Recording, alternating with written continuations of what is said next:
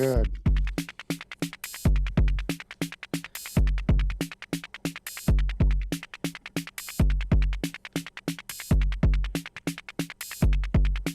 Yeah, I think we're live.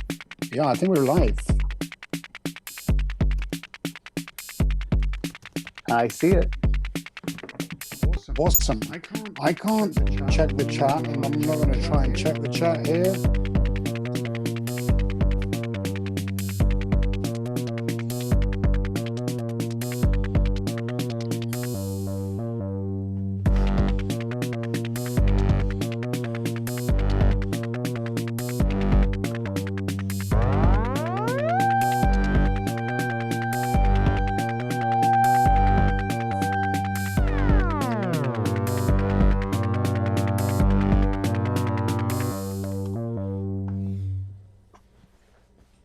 All right. Perfect. We are live. We are live. Live and on time. Welcome to What the Heck. We've got Woke Ass Messiah and Alex Barnett. And it looks like what I'm currently transmitting, just so is my setup screen on Zoom. So there's another Zoom that I need to point to make sure that I've got the right thing pointing to. Yeah, okay, that's better. Rad. Okay. All right, cool. Yeah. So I just wanted to start off. I want to just because we haven't had you on the stream before, Woke Ass Messiah, who are you? Who are you? I mean, we know sort of who you are because you've been streaming like a mad person constantly, almost. Well, it feels like every night to me because I'm definitely not streaming that much. But I try to. it's freaking rad. Awesome, thanks. My name's Carl. I live in Eugene, Oregon. So I'm just here on the West Coast enjoying life. I started collecting synth gear 2017. So I've been at it for a little while.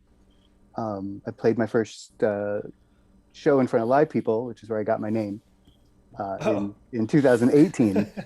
Well, when you start playing, you gotta have a name. You gotta have something to put on the flyer, right? So I kept just hemming and hawing and going back and forth about it. And my friend who was putting on the event was just like, how about Woke Ass Messiah?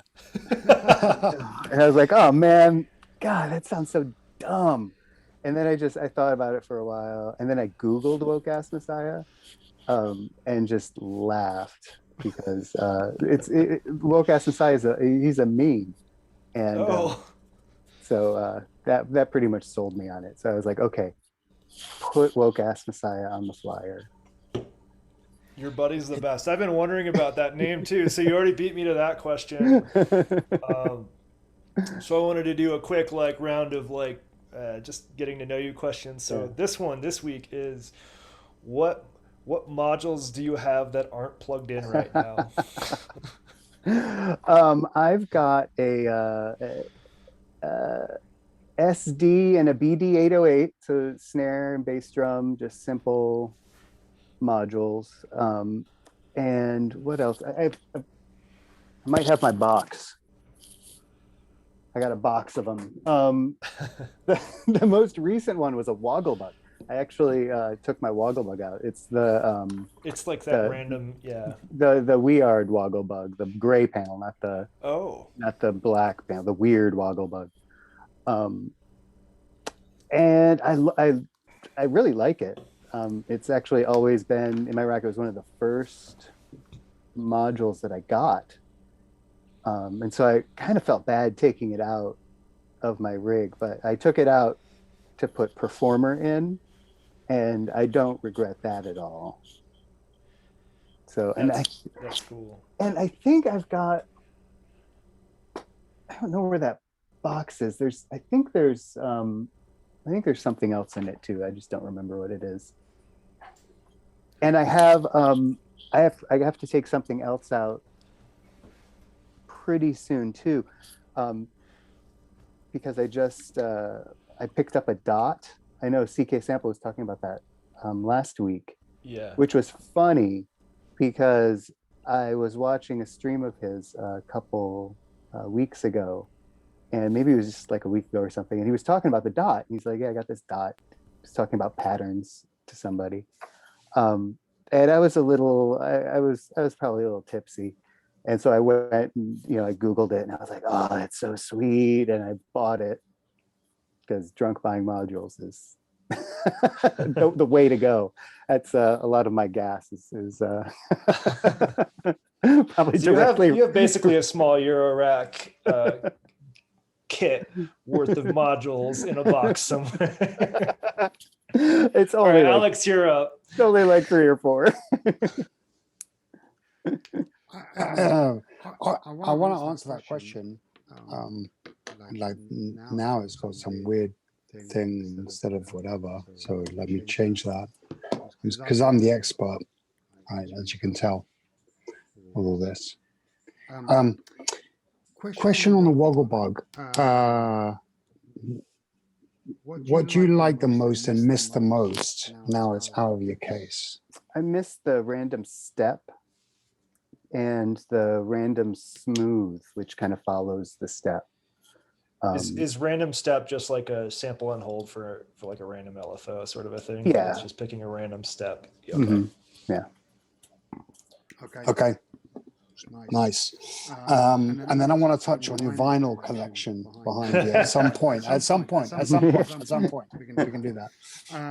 And I wanted to give a shout out to Enthusiastic Electrons Data, otherwise known as Adrian, Huradab, and Benjamin, all in the live chat in YouTube.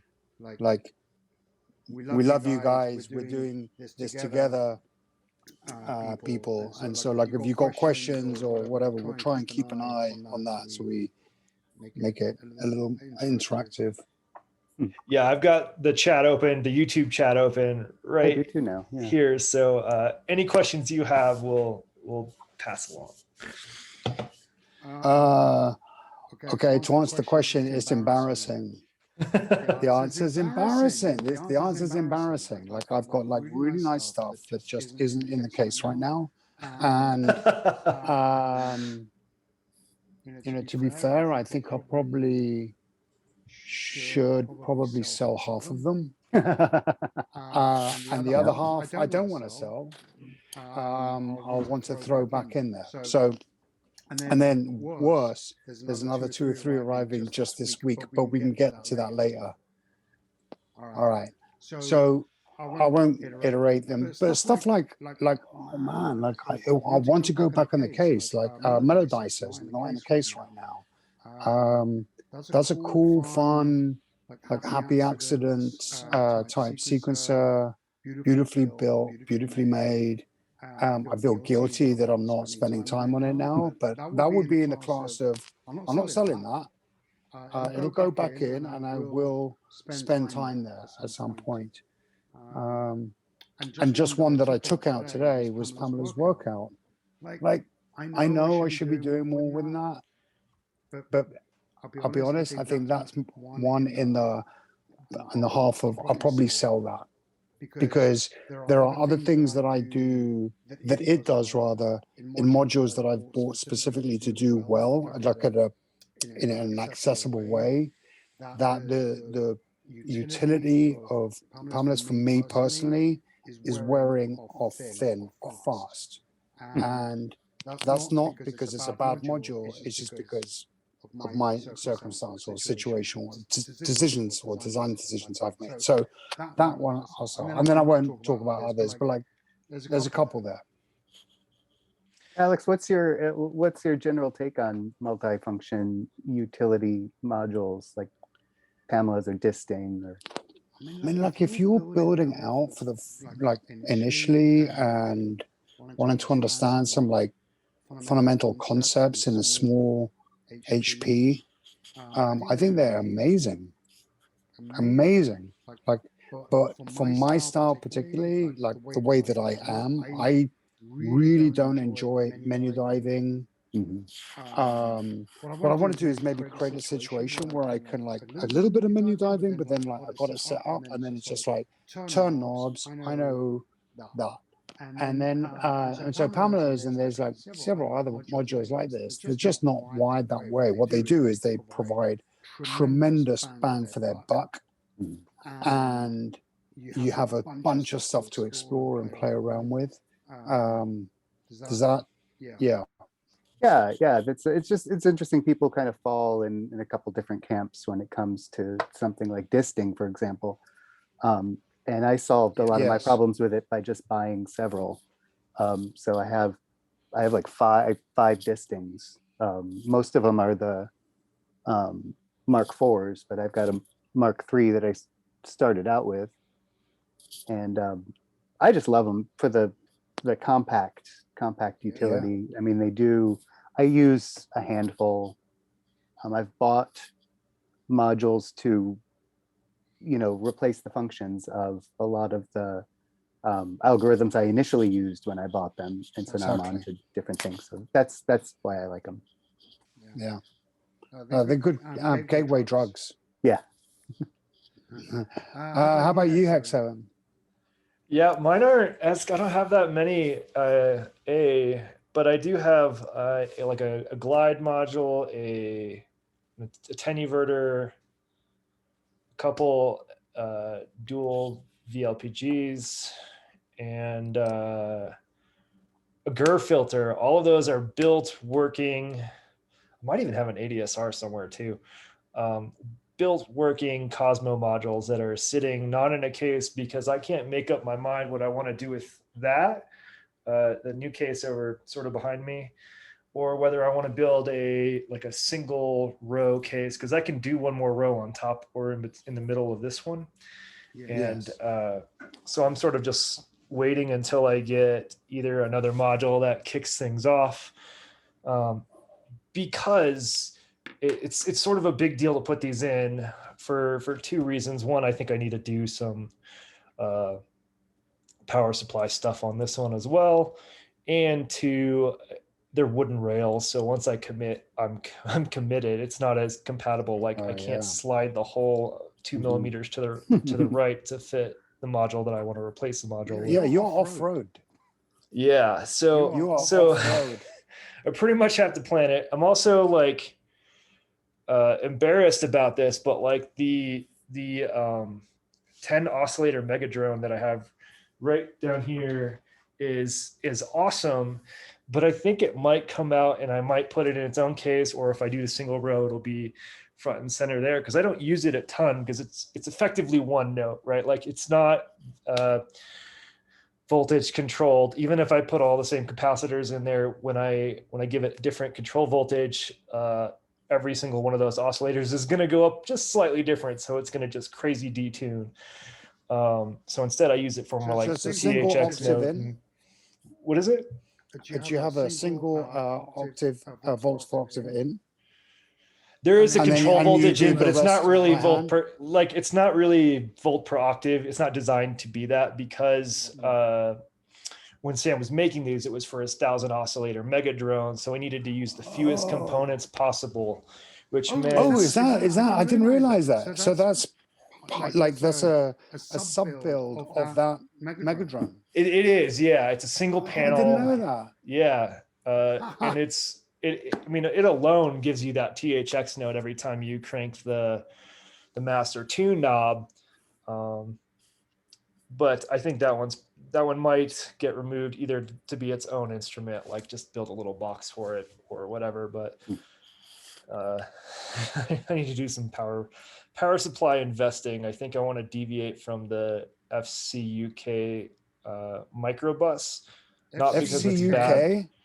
Yeah. Frequency Central UK. It's my favorite acronym. That's good. There was French Connection UK, which was a retail brand. Nice. Literally, they had FC UK on high streets. That's how it is on the power supply. But the problem I have is getting the right adapter. So I need an AC 12 volt adapter that's at least 2 amps, and there's only one supplier, and I'm not sure it's that well. There's only a handful of suppliers, and I'm not sure the quality of them is that great. So I think I'm going to try to find an alternative DIY power supply that doesn't. So there was a question for Woke Ask Messiah. I'm just going to keep referring to you as that, if you don't mind. Yeah. What I think you touched on it, but maybe you spend a little bit more time. There's a question from Enthusiastic Electrons asking, what module do you use now instead of what you were using PAMS for?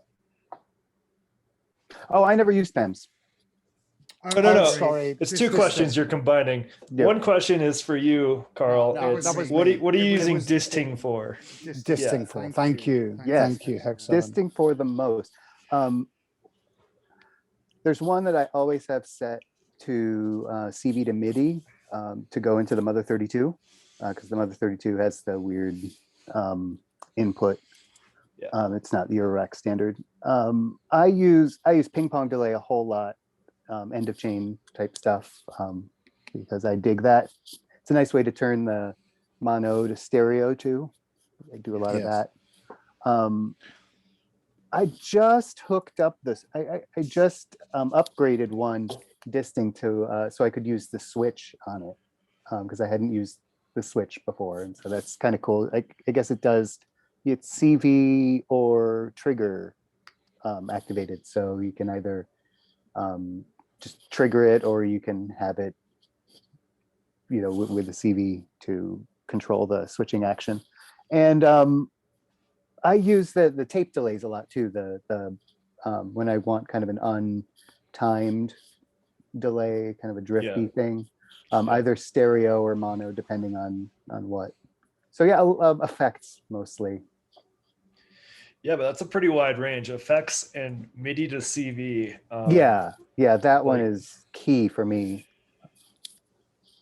These are super modules. These, I mean, they're great modules for that very reason. Yeah. Like they're real, like a utility box of stuff. Yeah. Very cool. And Very the cool. question for you, Alex, was what are you using instead of PAMS? Modulation source. So I think the power of PAMS is like you can just, once you like figure out that that's an interesting thing to do, is like modulate stuff using CV because of all the algorithms inside of PAMS. You can go from like straight up LFO, synced, unsynced, modulation. All right. So I decided to like, that's cool. Modulation's cool, but I can't be asked to like fucking click down this right shift and then like bang my nose against the table to like get to the place where I can just like go up, like just play with a form of modulation. So specifically, one of the Erica synths, the modulators, they got a couple of models. The one that I like is drum modulator. And then it's got like LFOs that like do all the 5/6, including sample and hold, 2 outs, so it's 2 actual modulation sources that can be clocked and sync to each other or run independently of each other. You just run that in and CV in and CV out if you're doing sample and hold. So that modulation. That's cool. So moving down the list, we had like kind of an eventful week since the last show. We had the stream train. Colin Benders did the 32-hour bender, and there's some new modules out. What do y'all think we should tackle first? I'm asking the YouTube people, so we're gonna have to wait like 20 seconds for them to Come on, YouTube respond people. to us. Go. Come on, tell us what we're doing here. We need direction. If you need to use a restroom, now's the time.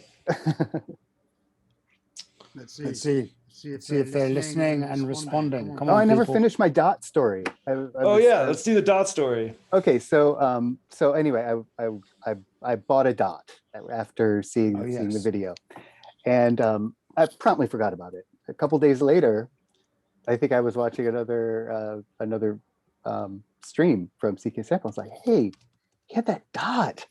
And so I went through my email and I couldn't find, any kind of verification email or anything. I'm like, what is happening? So I went back to the DNI Pro site and I saw that it was still in the cart, like I'd never hit.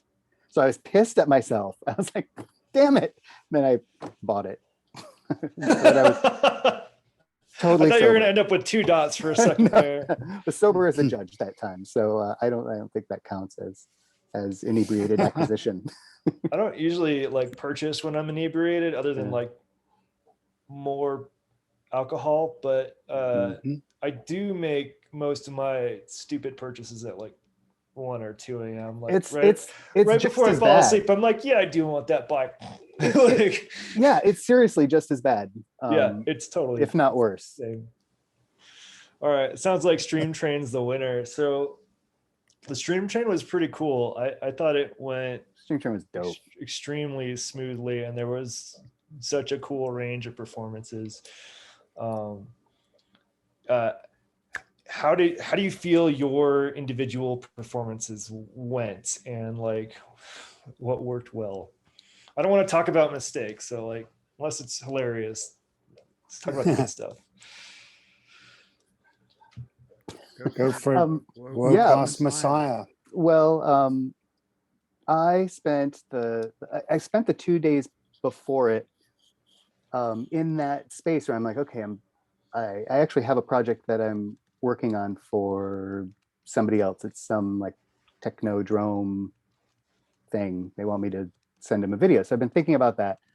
I was going to try to put together a patch for it and everything. And I just kept trying to put together that structured nightmare that everybody talks about, where it's like, oh yeah, I'm going to do this thing and it's going to be great. And it's going to have all these parts and all. And the morning of the Stream Train, I just ripped the whole thing out. I'm just like, fuck this, and that's where I came up with the patch that I did, which is I've been building different versions of it for the last couple months or so. It's because I'm kind of thinking of it as my performance patch, and it's it's slightly different every time, but it has a lot of the same elements, and I just built that one up really quick and put it together, and I was really happy with how it went and how I played it. But when I went back to listen to it, I thought the sound was crap. It was just way too clippy, and I had my my OBS. Actually, it wasn't my OBS. My OBS settings were the same, but I had somehow on the interface that I use for OBS, because I have 2 of them. That one, the channels were both set to whatever the setting is that makes it louder and oh yeah, and you so don't need that with it was totally, it sounded bad, and so I streamed that same patch again that night for like an hour and a half or something, and that was fun too. I was wondering what was going on there. I was like, you're already back? Like, I just like recovered from that and you're already doing a new patch, but I get it. Like, yeah, it was the same patch. If you go back and find like I think my first video on EMS, you'll see it's just a clipping distortion heavy metal nightmare that I didn't realize, because I'm playing like the mellowest like ambient soundtrack with the drum, and it just sounds like the hardcore metal. Awesome. Metal machine music. Yeah. Alex, what about you? Yeah, actually, I had a question. Oh, shoot. This is from me to World Class Messiah. Just so if I understood right, let me understand. Like, so you've had the variations of this patch incarnated from scratch a few times. Did I understand that? Mm-hmm. Right? Yeah, that's exactly what I'm trying to do. Okay, and so when you ripped it out, you went, okay, Okay, back to that template. Like, and each time it's always going to be a little bit different because, but that's what you did. Like, I mean, make sure I understood. Exactly. Yeah, it's exactly what I did. I don't even think I redid any of the scales that I had set up. It was all using the same But there's a scale. lot of flipping wires behind you, plugged into a lot of It's shit. not. It's And not so, that and so the bad. template that you've got in your head is no. I mean, it's like I'm just, and I just. I think it looks dense because of the angle. I don't know. Like I remember watching. No, I've seen your streams before. It's an intricate patch. Don't try and fucking disown that. It's good. It's a compliment, by the way. So no, so that's interesting, and that's and how long have you been developing that and evolving that like patch template or framework? Probably since beginning of December. So it's been a couple months. Yeah. That's nice. Do you document it at all? Like the first couple of times? No, I documented it by just building it. But then I took January off from that pretty much because I did January. And for that, I do a different patch every day. Yeah. That's how I roll with that. That's nice. That's a fun thing to do. It is a lot of fun. And that's the month I started streaming on EMS regularly. Yeah, that's when I saw your face. It felt like every day, probably because it was January. you're doing the January. Yeah, I didn't even think about that. Yeah, that's cool. January was the best, by the way. Like when I'm going to sleep, I go back through all the Twitch videos from the day, and I'm like just playing those back to back so I can catch all the cool stuff that happens. And we've had good stuff in February, but January is like there was at least 2 to 5 per day. It was crazy. Yeah. So quick housekeeping note, I'm getting reminded by Zoom that we're in 10 minutes. I'm going to have to either upgrade my account or we're just going to have to just do re-up, right? What I'll do is I'll spin up a new Zoom really quickly and send you the link. Very so cool. You don't have to think about that. Yeah, cool. Let's do that.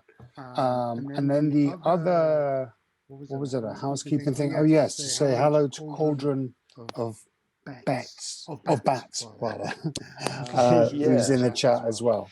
Cauldron of Bats. That's another name I want to know more about. Yeah, that's a good one. if you join the show at some point. So I had a question from Enthusiastic Electrons about the saved elements of my patch, like saved sequences or just the structure. And that does vary for me because I will go through and change my my quantizers just so that you don't get that sameness, it's not always in the same key or always the same scale, doesn't always use the same notes. So I would say it is pretty much just the structure. It's a lot of it is just playing with different like timing schemes, sequences, and structures. Yeah, I mean, a lot of times it doesn't even I don't even use the same modules to create the same effects. It's sort of like it's a nice combination of a philosophical, an electronic philosophical patch. It's kind of its own thing. And it's just like I drive it the same way. So it's almost like a car in that way. It's like you can get behind the wheel of any car and just start driving. So. I have a similar approach. Like I use a pretty similar patch for a lot of my stuff, unless I'm getting weird for like a one-off patch or something. But like it's really nice to know that like if I go for this ADSR and mess with it, like I know that's probably my bass voice, that's probably my lead voice. This is gonna affect drums. If I flip that switch, I'm gonna get some gnarly stuff, like that kind of a thing. It's fun, like you just know where shit is. Right. Yeah. So same question back to you then, Heckseven. Going back to this. Stream Train session. Oh, Stream Train. Yeah, that was a fun one. And I got like, I think I started on it a few days ahead of time, and I only spent like maybe a night making it, but I was really stoked about it because I wanted to do some like more tribally, like, I don't know, like if you're in a thunderstorm sort of music. And so I decided to look to bagpipes. Like I didn't use bagpipe notes or anything, but just the idea of having a drone note played at the same time as a second note as one voice. Like basically I had two oscillators hooked up. One of them was always on the same note and the other one was voltage controlled. And so that did sort of a main riff. And then I went from there and did the 6/8 drums, which the 6/8 drums were cool too, because I use the drum brute impact for almost all of my stuff, and it usually sounds very drum brute impact. Like there's, it's got, I mean, it's an instrument. It sounds like itself. And I cranked all the settings and really like messed with stuff to get things feeling more like sticks hitting things and bongo like feel. So that was a pretty fun experiment as well. It's not modular, but it was part of it. Yeah. And then I also had more voices going through this. Like I used all my ADSRs. I had a single voice going through the GUR filter as sort of a lead. I used a sine wave voice plus the white noise from the MS-10 as sort of a what's the word I'm looking for? Not a flute, but like snare thing. No, not a snare. Like it's more like a flute, like a woodwind instrument. This is what I call the Celtic flute. The Celtic flute, right? Yeah. So that's where that came from, because I had a little bit of white noise in there. Yeah. So it was a pretty fun patch. It had some usual elements, but played a little different with it. It was fun. I rather enjoyed it. I liked it. Yeah, it was great. I liked it. I enjoyed the like you used the word tribal, like yes. I used the word Celtic. Like there was something very Northern European. Yeah. In its rhythm and its sounds and its feel, and I really enjoyed it. I kind of loved it, actually. Yeah, I was so stoked on it. I was actually annoyed that the Stream Train was like a couple of days away and I didn't want to mess with the patch. Yeah. But I did. A buddy of mine, I talked to him and he was like, I'd offered to do the Sonobus collaboration with him because this guy's like mega into these like alternate heavy metal ambient stuff that I don't even know how to describe. And I thought it would work really well with Sonobus. So he hit me up finally and was like, let's do it. And I was like, all right, let's unplug some things and like figure it out. And it was fun. That's cool. Yeah. Minus the usual technical difficulties. Yeah, I'm going to check the chat real quick. Yeah. So look, we got literally like Zoom is counting me down like 3 minutes until this Zoom session is done. I can see it too. It's got a little warning. It should be like I wish it was like is it Discord? The chat app we use where it could just be like anybody could upgrade it at any time. Yeah, it doesn't work like that. Boost the Zoom meeting. Yeah, can somebody please boost put a quarter in the computer. Give us another 5 minutes. A noise engineering spot. I have to admit, noise engineering is like some of the modules I like drool over the most. I don't have any, but I love them. I got a BIA after watching a episode of Modular World. I think I see like a basic, I don't know how you say the dude's name, but a basic video where he's like literally got one freaking module sound source and just destroying with it. Like that's what sells me on some of those noise engineering things. They're a brilliant company. They are made up of a couple. I mean, it's a husband and a wife. They collaborate, work completely together, which I realize is also a similar situation to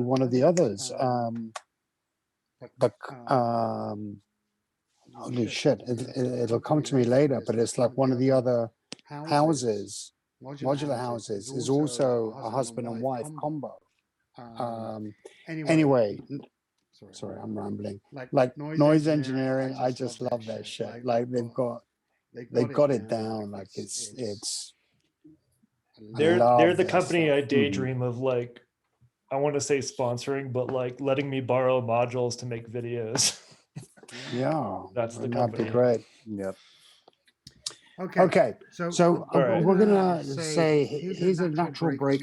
Before we do, there's Balance Spring has shown up in the chat. Hello, Balance Spring, man. How you doing? All right. Balance And Spring. then, All right, I'm gonna pop off and create a new Zoom and send you all the links, so there's no dead time. Yeah. Wow. So hold on, folks. The stream is just keep going live. You're going to see my screen. I'm not going to like disconnect. I'm not just gonna- disconnecting. Yeah, I'm going to just kill the Zoom session and then wait for the invite. That's what's going to happen. Less than a minute. It's like time's a Less than a wasting. Right.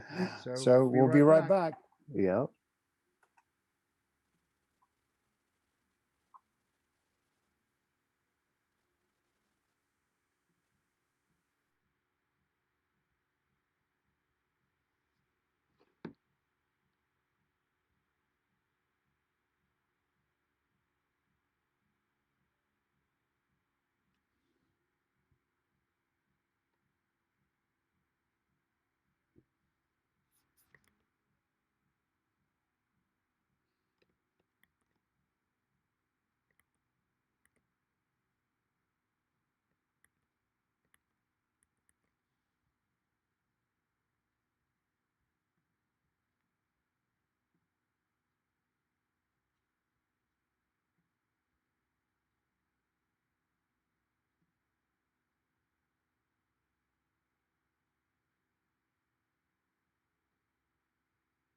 It's not Zoom, and we're all just sending to their. I like the restream. Can you restream to a restream? Like, could I set up I think so. my I think it restream to go cares. to EMS and also go to my own YouTube and my own Twitch and all that shit too? Well, that's what I was tempted to find out. So that's on my to-do I was list. wondering if anybody. Yeah, it's kind of on my list too, but I haven't gone there yet. But I don't think it would care. I wouldn't think so, but who knows? Yeah. All right, we're back. Alex, did we talk about your set? Let's talk about your set. Okay, one sec. Sorry. I hear you. Oh yeah. Are we all good? I think we're all good. We only hear one of you. Yep. Sounds good. Can What y'all does hear YouTube all of say? us? And then I'm looking on YouTube just to make sure that. I lost my popped out chat. Where did my chat go?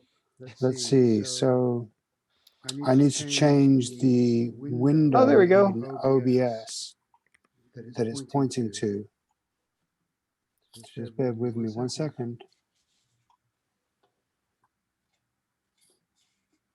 Now they can see us. And they can hear us. All right. Thank you, Benjamin Okay. Izzo. You are Okay, so I got to. damn saint. Just And bear I got with two me. I chat just. There we go. Okay.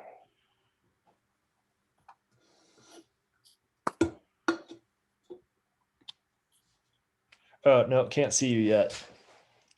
Yeah, we're just. There we go. I think I got it. Oh. It's troubling because OBS won't let you share the screen unless that window is on the same desktop as OBS. I don't know if you're running into that, but that's what I run into all the time. Really? Oh. Okay, yeah. So. Yeah. Okay. My entire. Like everything's just like there we go. Just sorry, guys. Sorry, people. We just. I'm just being. We'll send you refund checks. We started this making too well. up. We messed it up. We should have done all the technical difficulties at the beginning like usual. And we Oh, just heck, they did it see in the- you. Like swapping a Zoom call in the middle of whatever. Like we're good. We're good. We're good. Okay, we see y'all. We got confirmation. Let's keep moving on. All right. Your set at Stream Train on Valentine's Day, Alex Barnett. Mm. And remind me, what was the, like, just to make sure I'm focusing on What day was the original question about it. I honestly don't remember, so say whatever you want about So it. it wasn't something like what went wrong. I'll tell you about it is, Well, how do you feel it went and what went right? Not, I don't want to know what went wrong. yeah. I think I would totally relate to a little bit about what both of you were saying, and I was just taking a little bit of an approach along both of your lines, but just my way for that day. So I don't do the same patch. Like, I don't have a templated patch necessarily per se. Like, I've got, like, I know how to, like, make a voice and how to make percussion, the rest of it. And so there's that, and then there's some freedom in having a little bit of a last minute, let's get this shit together before you go live, without over preparing for the last few days. And even the word over preparing has a sense of judgment in that like, that's not what I mean by that, over preparing. Like, to prepare for something is not over preparing. You prepare. No, but over preparing is a thing. But like, yeah. And so, like, in the meantime, I want to play. Like, I don't, the stream train is nice, but in the meantime, I want to have fun and keep experimenting with the rest of it. And so it's like, is this, balance between, like, what am I going to do off the seat of my pants, in the last, for a few hours, or maybe the day beforehand, or maybe, like, you have a general patch, but you don't know exactly how that patch is going to go on that day, because even in the morning, you might just throw stuff out and throw stuff in and see how that goes. So that's how it felt for me. For me, it felt good because I was able to enjoy it, because I wasn't overly stressed about exactly how this thing was going to go. It was more around, I've got some good stuff put together that I like the sound of, and I'm just I'm gonna jam and just, like, have fun for 20 minutes. And if I'm enjoying it, hopefully other people have a chance of enjoying it. They don't have to enjoy it, but at least there's one person enjoying it. I mean, I That's a get good it. philosophy. I would say the majority of my streams, like, I'll get to the point where I'm digging it. Like, I have a few sequences lined up. I know roughly how it's going to start and end, but I don't really know how the middle stuff's going to go. I'm not too worried about necessarily all the transitions, or, like, I need to hit the filter at this exact time. Like, it's different. I think that's a good way to approach it, especially this stuff. But I would say this, that the first couple of times that I've streamed in a contest that is beyond just one person, like, you're streaming for, like, even just for a small number of people that isn't part of Stream Train, let's say. It's just like, I'm hopping on EMS, I'm going to stream, and then, lo and behold, some people are there. It's completely understandable that one would want to feel like they want to have some idea about what they're going to do. Others are not like that, and that's cool. Whatever, it doesn't matter. Like, but like, there are some people that do, and I think the practice and the challenge of going, hey, I've got 20 minutes. What if, just what if, I said, hey, in my head, there's a beginning, there's a middle, and there's an end. Like, what about that? And just trying that out a couple of times is it's good. It's like just like a different thing to try and do. Don't have to do it. Nobody even has to even try to do it. But, like, it's an interesting thing to do. And then you do that a couple of times, you kind of get to know that, and then you go, okay, well, now what if in between the middle, beginning, and end, I could, like, have a part one, whatever.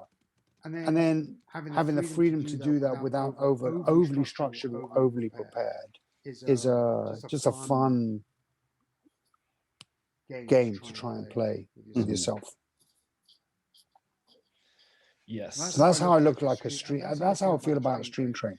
And I can do that because the community is awesome, because the people that are listening in are very supportive, and they know they're not going to be listening to the Michael Jackson's #1 hit, you know, or Beethoven. It's just little old me, and it's cool. They're enjoying it, and I enjoy hearing each other, and that's what this community is about. The variety, That's yeah. totally. Totally. What's the variety? Say more about that. Oh yeah, that's I mean that's what I love about it. You know, I get bored easily. So I really the thing about the stream train that was really cool was just every 20 minutes there was something new. I spent that time cleaning my studio, just doing, you know, sweeping, picking shit up, you know, tidying everything up. It had been a while. And so having that, you know, it's like listening to the radio, and it was really cool because it could get kind of samey listening to, you know, like people playing just techno for 6 hours or whatever. But yeah, it doesn't even matter what genre it is, but the diversity keeps it fresh, so you're not. Yeah, absolutely. I agree with that. Shout outs. Just carry on. But I'm just saying, quick shout outs. We've got Frederick Foxtrot has joined us as well. Just saying hello there. And thank you, Benjamin. Carry on. This is great. I just wanted to like shout out. I mean, that's one of my favorite things to do is just flip through the, like, usually Twitch videos, because I don't always catch it live. Like, I'm usually doing stuff and it's hard to like move the thing you're doing so you can hear a set, Sure. Which is a bummer, because sometimes I want to be like jumping, like I'll jump in sometimes and be like, hey, good set, I gotta go. But like Twitch is where it's at for me, because I'll just queue up the video, let it play out. When it stops playing, I go find another one that is a wildly different genre, and because a lot of these are repeat streamers at this point, I can predict like, okay, that one was really mellow, I need something to spice it up. I'll listen to Forrestein's Heavy Drone or something, or like some acid, or Angry whatever. Bees. Yeah. Yeah. No, I really mean that. Like, I think that word variety, I think nails it on the head about this community and this genre. Like, when I say genre, it's like the community of modular synthesis and EMS together is that this really nice intersection of music without genre, and then people that are just experimenting in all different genres, and that makes it so good for me to listen. I love it. So many good people on EMS, and I just like, I tune in. I can't tune in all the time. Who can? But to tune in, and it's like, oh man, this is awesome. I'm just going to chill, listen to this, and I wouldn't find that on the radio, and I wouldn't probably select it on Spotify, but there it is, and it's beautiful. Right. Good point. Correct. Good point. Correct. I don't think any of us would even be in the same genre on Spotify, like not even close. But I like modular because you get that like I'll go in like, okay, I want to get freaking pumped up. I'm gonna make some acid house, right? Like 10 minutes into it, I've got like the most mellow stoner ambient track that like, I do that when I do that when I try to make minimal techno. Yeah. Try to make minimal techno, and then my rig ends up looking like this. Yeah, the mistake is like I come up with some really pleasant sounding riff, and then I flip on the triple splashback delay, and all of a sudden I'm like, this is really nice. What if there's another ARP over the top of that? What if there's no more drums? Because they're too angry right now. So here's a question then. and I think it goes back down to the audience. So we've got 3 other topics and we're getting short on time. So we should maybe, how about this? Like we've got Colin Bender's 36-hour marathon stream. We've got a couple of new modules that came on the market.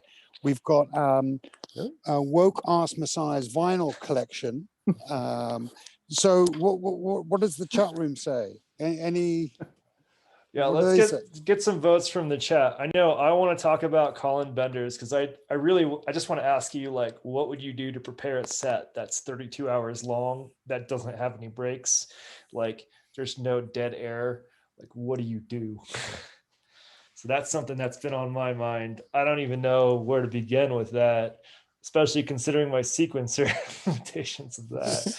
I think I But it need to was like broken up. Yeah, I mean, go I'm just, full modular.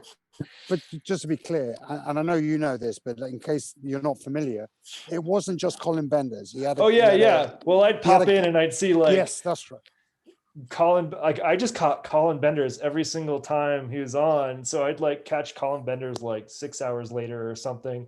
He's like slightly more tired. His head's not quite moving as much. And then I caught him at the end and it was just like, like just barely the head shake. Like it's there, but his neck is like done.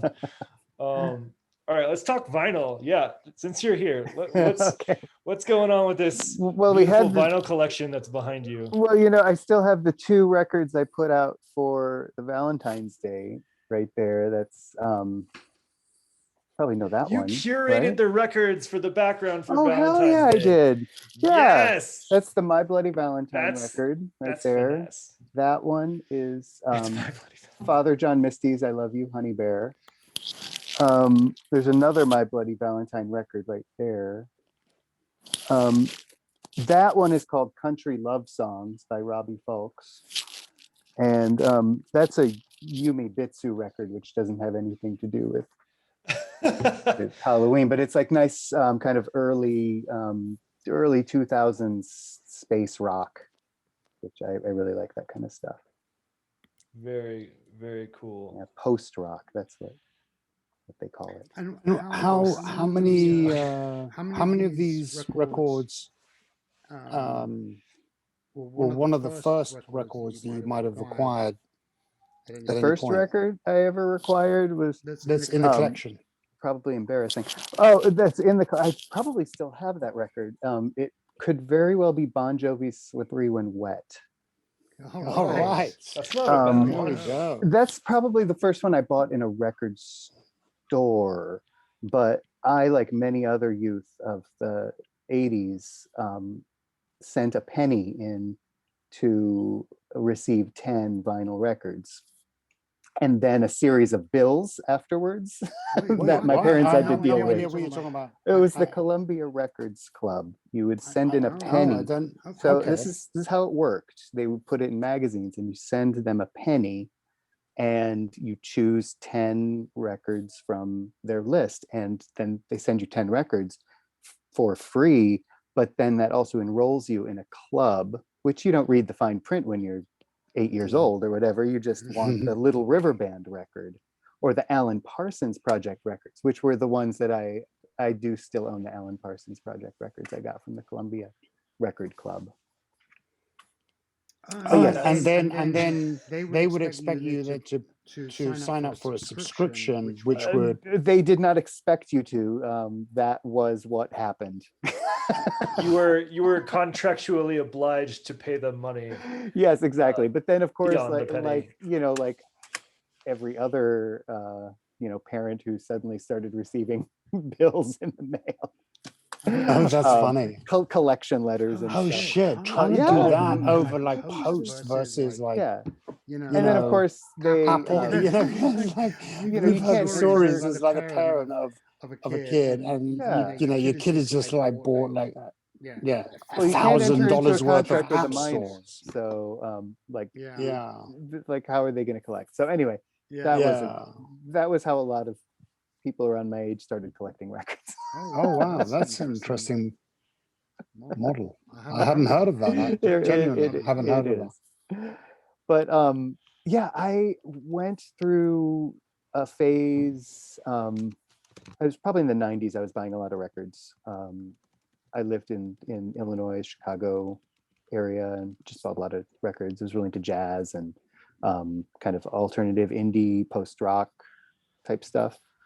And then I stopped buying records for a while because I was a poor, I moved out to the West Coast and worked for a nonprofit for a while. And, I just didn't have money for records. And I was working at a radio station, so I didn't really have the need really to collect records. But I started collecting records again, maybe about 5 or 6 years ago. So this is the case for a lot of the new records are on top. It's about maybe 50% new, 50% records from just wherever. And I have, this is just sort of rock and pop kind of stuff, but I have shit tons of country records because I'm a country western DJ. Every Monday I do a country show for a local radio. And, wow. so I just and when you say local, just are you back in tons Chicago of now? No, I'm on the West Coast. I'm on Okay, so local I'm in, to West Coast. I'm in Eugene, Eugene, Oregon. So it's just the University of Oregon campus radio station where I've got all my Awesome. That's great. That's amazing. Yeah. So yeah, That's very cool. huge collection of that. And I also started collecting tapes a few years ago, and I just got a couple new tapes. Gerald Fjord's 2 tapes, and a couple new ones from the Oral Canyon record label. And so quick nerdy question. Yeah, What do you play your records on? it's an old Techniques turntable. Do you have an amp? Do you have speakers? Like, are you an No, it's audiophile in this respect? So, like, No, I just want to hear the music. Yeah, it's just a standard. It's a nice it's an older receiver, which is kind of nice. Yeah. And it's just in the living room, it's what I put on at, like, when I come home from work and I don't want to turn on a computer or deal with anything, or if I just want to spend a nice Sunday reading magazines, listening to records. That's great. Yeah, Love that. Yep. We That's got the some story of my records. some comments in the chat. Frederick Foxtrot sharing. I love Roxy music. The last 5 Yeah. vinyls added to the collection. Last 5 vinyls. My last 5? Or let's see. I've got them here. I can't even think. I mean, Colin Bender's, I think, is probably the last one, and maybe a couple like Look Mom No Computer, one of those albums, and some other randos. Probably this one and this one. I stopped buying a lot of Okay. vinyl when I stopped living near a vinyl store. I'm back. Wow, that's an interesting point, Heckseven. I've got a little potential story on that one. We've got, anybody know this one? Bowery Electric. No. It's a nice one. It's really really chill. And then we've got Don Slepian. It's a kind of new agey thing. This is Gene Clark. He was 70s singer-songwriter. This one is instrumental guitar by William Tyler. And this one is a record and kind of from that early 2000s thing. It's by the Yind, and it's again really spacey, like 11-minute guitar based songs with lots of delay, like super long lush delays and reverbs. It's just so nice. Yeah. Oh, you know what? I got a few vinyl after the was it New Year's stream? Or no, it was the Christmas stream, right? Or some holiday thing where I played a version of Carol of the Bells. And my mom, it turned out, found it and watched it and immediately pulled out all 5, or I think 4 albums of Mannheim Steamroller Oh yeah. that she had, and ooh, they smelled. You could smell the off gassing on those. But even better than that is she was telling me that these were the albums that when she got them and played them on a record player the first time, she immediately like dropped her entire paycheck on a full sound system so she could hear them proper. Nice. Those are my I guess 4 recent ones. I'm just going to say I'm a fan of vinyl. This was how I got into music beyond radio, right? It's like in those days, like radio. And then I was lucky in that my parents just played music in the background on a system, and it was all vinyl in those days. And my mom, she just loved just music in the background, and that's what she would do. She would get these records, play them on, and just play whole albums, A side, B side, another album, and it was just like it was great.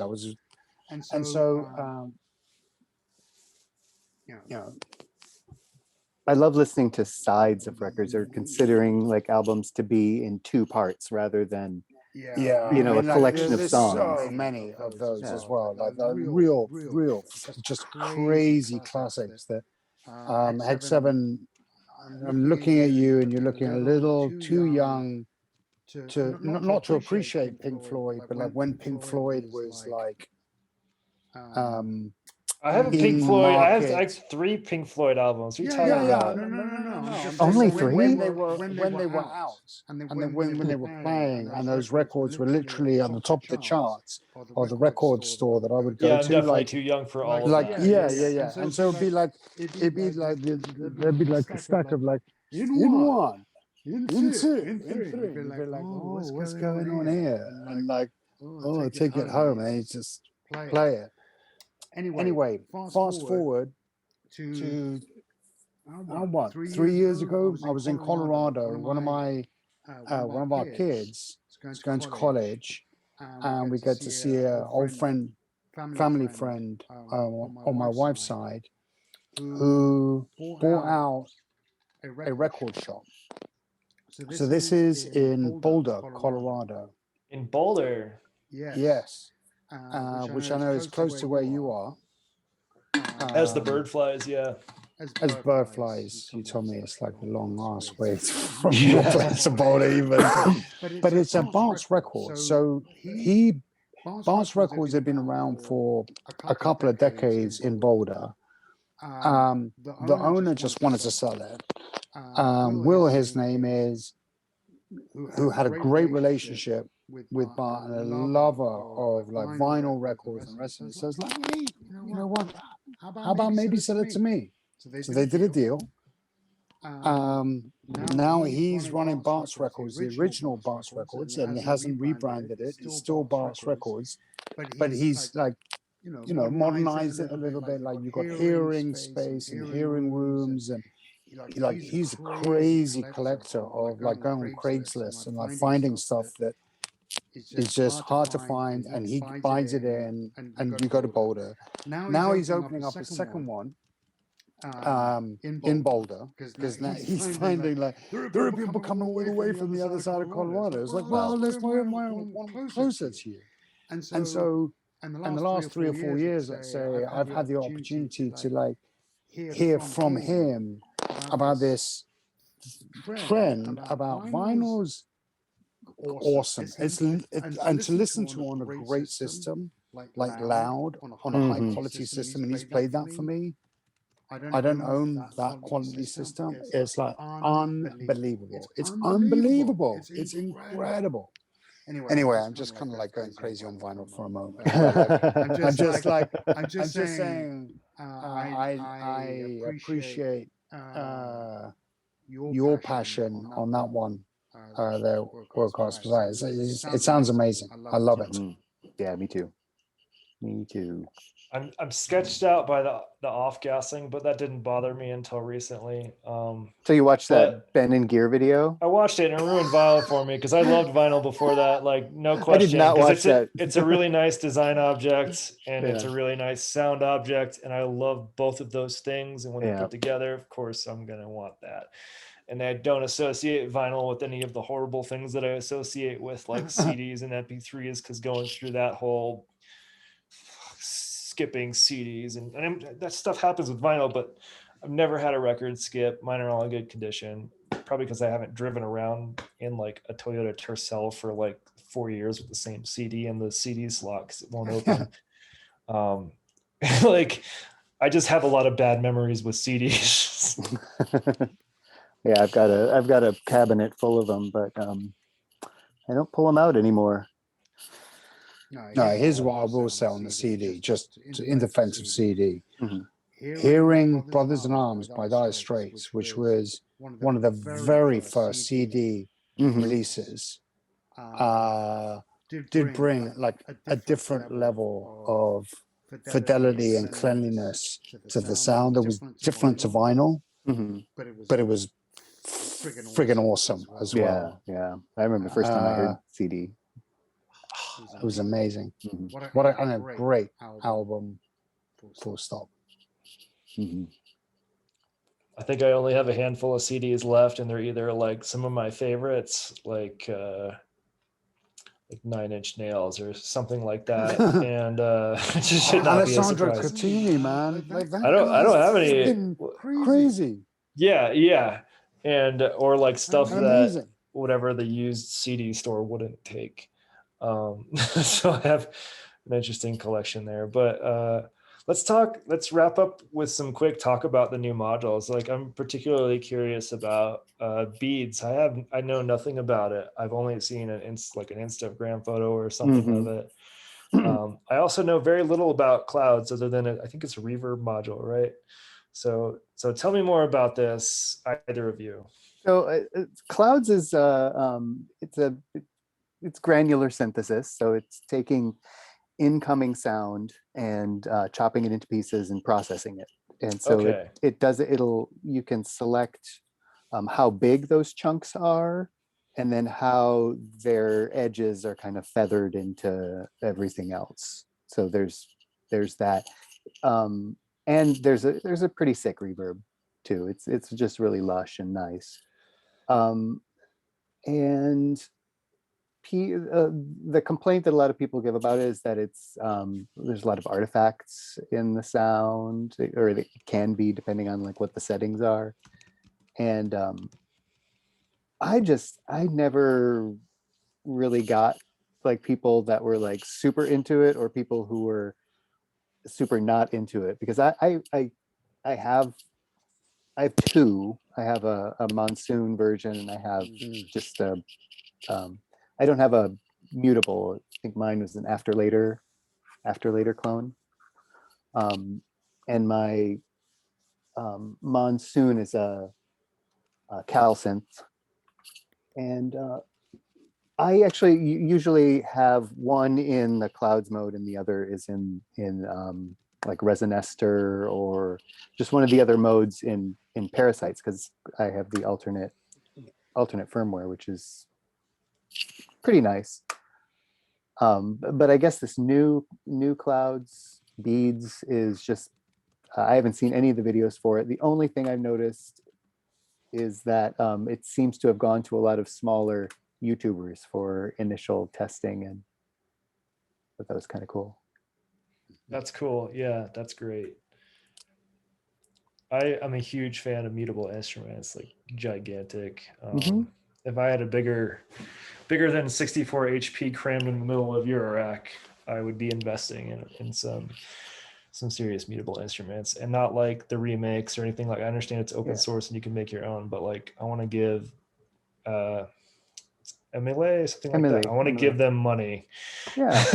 Well, I guess with the originals, I have a Ripples, I've got a Grids, and I've got a Shades. I do plan to get a Braids if it, like just because I have a conversion panel for Cosmo, but like so the new model beads. What's different about it, Alex? Do you happen to know? Is it an iteration similar to how there was an Well, Well, iteration it's, on it's I grades mean, with as I the understand it, it's definitely written from the ground up, with the same idea, but there's so much good content on this kind of stuff that it's just worth just Googling if you're really interested. But like the headline, as I understand it, is that a couple of things is she felt that it was underutilized as a FX chain module and wanted to bring into the forefront from a UI standpoint and from a software design standpoint, some of the sound source capabilities. And so example of that would be now wavetables are explicit, they're built in, and you don't have to have anything running in to beads to get musical good shit out.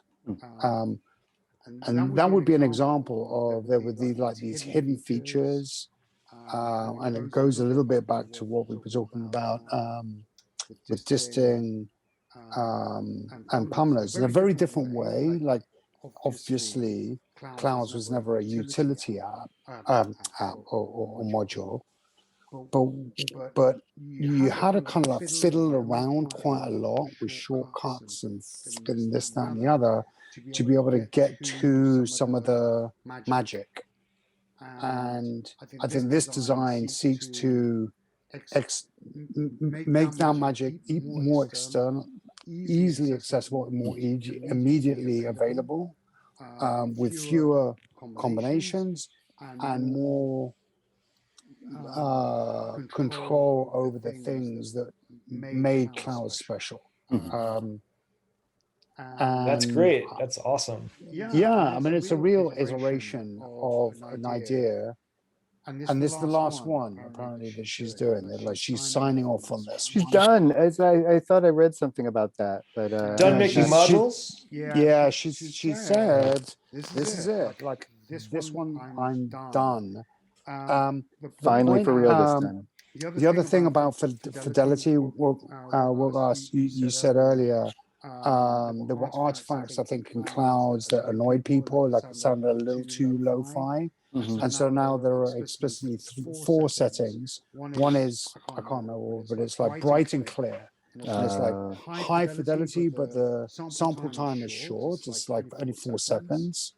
But like you get really high fidelity for 4 seconds. Sure. Then you go to 8 seconds, you degrade all the way down to the 4th, which is like, I don't know, like sketchy, like something tape or whatever. And there you got like 36 seconds.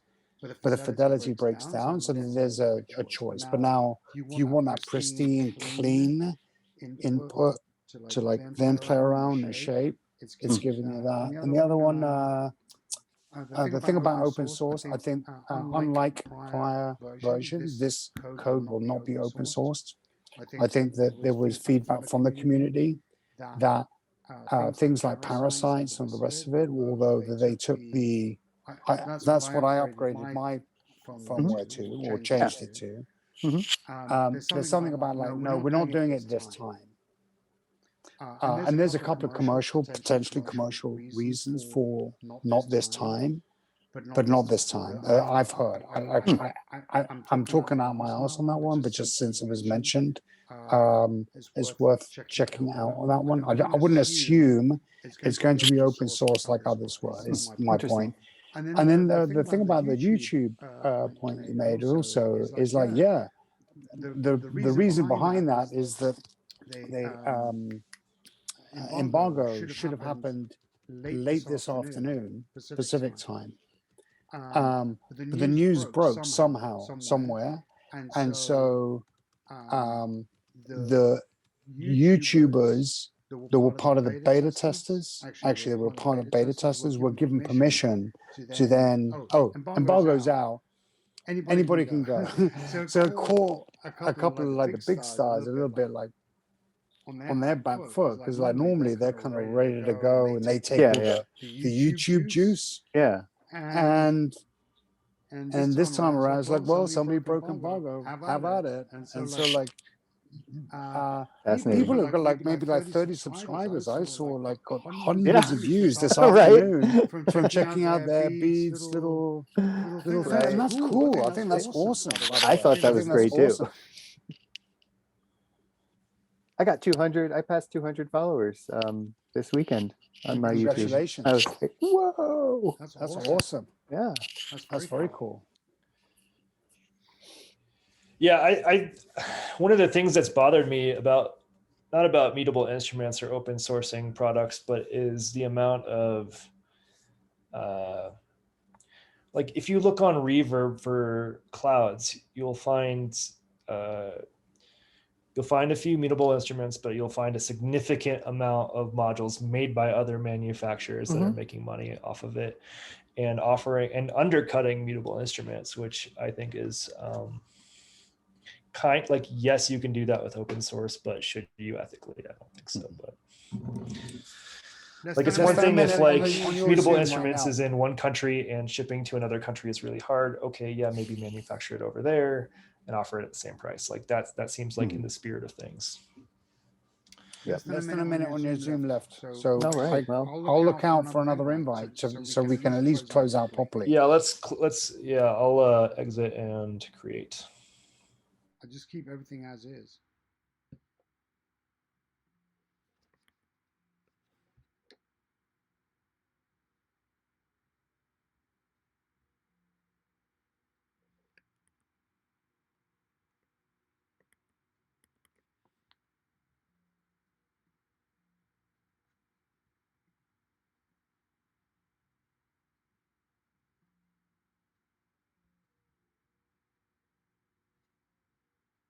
Button there.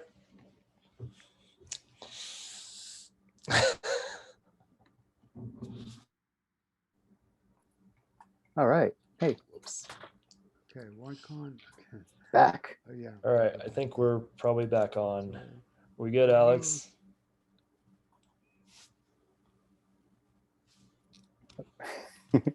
YouTube chat is confused.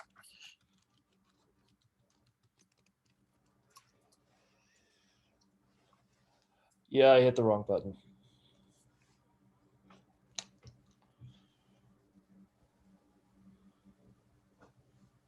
Can you hear me? Oh, did you Can you hear me? stop the stream? I did not. Oh. No, I hit the end meeting for all button, which meant Oh. a dead space. So we should still be on. It was smoother than last time. How is I that think, smoother I than think we're last coming time? back. We're all back. All right, we're back. Okay.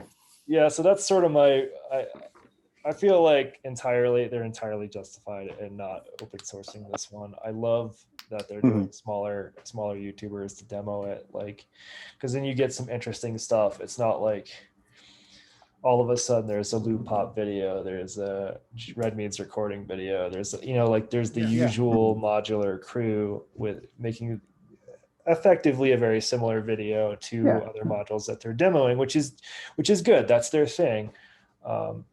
So I like it. I found other musicians and people on YouTube that I've subscribed to because of that little happy accident today, and I'm glad for it.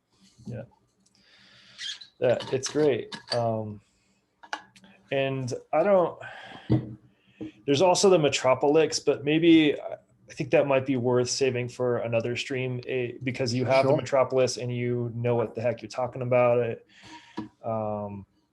Yeah, cool. Somebody else brought up the Strega, which is also relatively new. That's the collab between Make Noise and Alessandro Cortini. And I think it's really interesting because I think I can effectively make that with what I have, because I have I built that delay 3 times in one of these. So like I can do some very similar things. I don't have the touch plates yet, but that could be a fun like learned a PCB project or something. Oh, cool. but I think it's a really rad machine. I'd like to talk about it a little bit more in depth, like with sound clips or whatever, perhaps on the next episode. Yeah.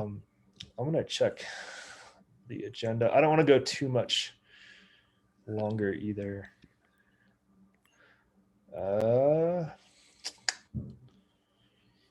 Yeah, I think we're good. I'm just gonna, unless you have anything else you want to chat about. No, I would want to say though, Woke Ass Messiah, that it's been, look, just a wonderful contribution to the community, and thank you. Like, Yeah, I really enjoy your stuff and everything that you're Thanks, I doing appreciate for it. us, which is awesome. yeah, and you're. I hope this was pleasant enough where you'd be willing to come back, because Yeah, it was so super fun. Super fun. got some good comments already. Yeah.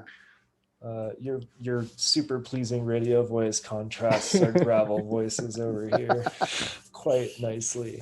The word is mellifluous. Oh, I've got to look that one up. I don't know what that means. It's a good one. It's a good I'll one. look it up. 2 L's. Okay. Mellifluous. Mellifluous. Sounds All right. like you're drunk and trying to say a different word. DFAM jam session. That's probably later on tonight. Is the DFAM jam session? I'm so just the jelly of that DFAM. machine. That's Yeah, cool. that's- Okay. Okay, Change maybe. that. Maybe okay, just the DFAM, just for Benjamin. Yes. Okay. Awesome. Perfect. All right. I'll switch my cam and play us out. Thank you, everybody. Thank you, Carl. Peace. Messiah. Thank you, Alex. Yeah, thanks everyone. Everybody in the chat for the great questions and comments. Let's do this. Take care. Bye. Peace.